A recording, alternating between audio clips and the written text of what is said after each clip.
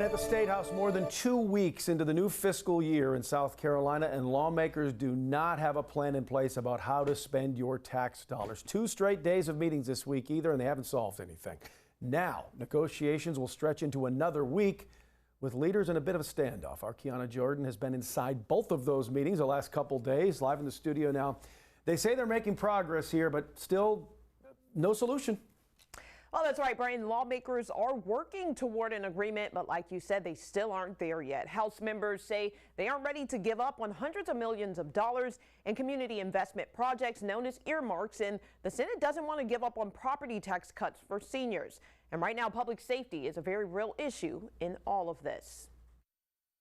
But I feel like I owe it to the police departments around the state who have identified specific needs: bulletproof vests, emergency radio equipment, the firefighters. Leaders arguing Wednesday afternoon that local community projects known as earmarks are essential community investments.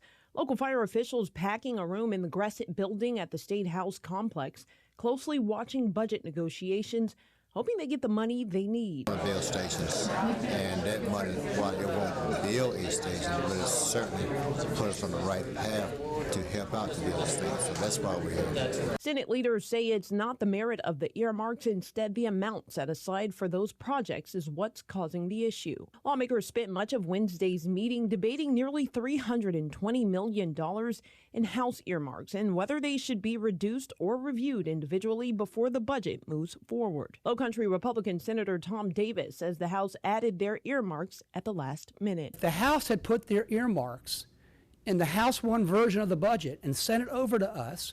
We could have gone through a subcommittee process. We could have gotten testimony in regard to individuals. We could have evaluated the merits of those projects, and we probably would have adopted a lot of them that were meritorious, okay? That's the way the budget process is supposed to work. Well, State Representative Bruce Bannister says the earmarks included in the budget does not affect the state's plan to provide property tax relief for seniors. There's no.